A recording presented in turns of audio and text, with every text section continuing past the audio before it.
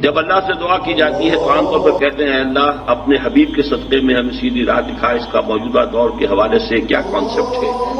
جو کام بھی ہم اللہ کے ساتھ کریں وہ ایک عبادت کا جز ہو جاتا ہے، اور اس میں کامل پیروی ہونی چاہیے حضور کی اور صحابہ کی۔ یہ صحابہ سے ثابت نہیں ہے۔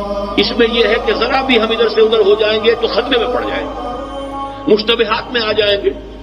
جو چیز صحابہ سے ثابت ہے اس پر اتفاق کی، کیا وہ اس پہ کوئی محرومیت تھی کسی شے کی وجہ سے؟ کم رہ گئے کہیں؟ اصل میں ہم ان چیزوں میں جو کوئی بڑھاتے چلے جاتے ہیں اس سے پھر گمراہی کے، اگر شروع میں وہ گمراہی نہیں بھی ہوتی تو گمراہی کا احتمال اور گمراہی کا امکان ہو جاتا ہے۔ تو کیپ آن دی سیف وے، اور سیف وے یہ ہے کہ جو بھی چیز دعا کے ضمن میں جو بھی دعائیں صحابہ کرتے تھے جس طور سے کرتے تھے، حضور کو میں نے یہاں پہ حضور کے ساتھ صحابہ کو ایڈ کر دیا ہے، کیونکہ یہاں تو حضور کو کہنا کہ حضور کے صدقے حضور کے واسطے یہ اے اللہ ہمارا یہ کر دے، تو یہ تو گویا کہ اگر ایسی بات صحیح ہوتی تو صحابہ کرتے، حضور تو نہ کرتے کہ میرے صدقے اے اللہ میری بات یہ قبول کر لے، لیکن صحابہ تو کرتے نا۔ لیکن یہ کہ یہ چیزیں ثابت نہیں ہیں، بس یہ دلیل میرے نزدیک اصل ہے۔ اب آپ اس پر عقلی دلیل لائیں نقلی دلیل لائیں، اس کا کوئی فائدہ نہیں۔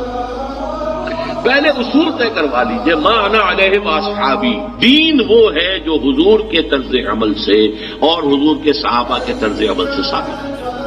اس اصول کو جتنا پختہ کر لیں گے پھر اس کے حوالے سے بھائی لاؤ ثبوت بس ٹھیک ہے۔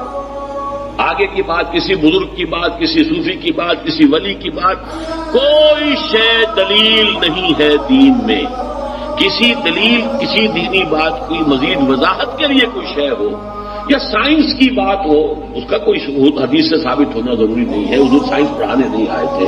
وہ فلسفے کا مسئلہ ہو، دین کی بات، عقیدے کی بات، عبادت کی بات، اور دعا جو ہے وہ کل عبادت ہے، عبادت کا جوہر ہے، اس میں یہ ہے کہ ما انا علیہ واصحابی۔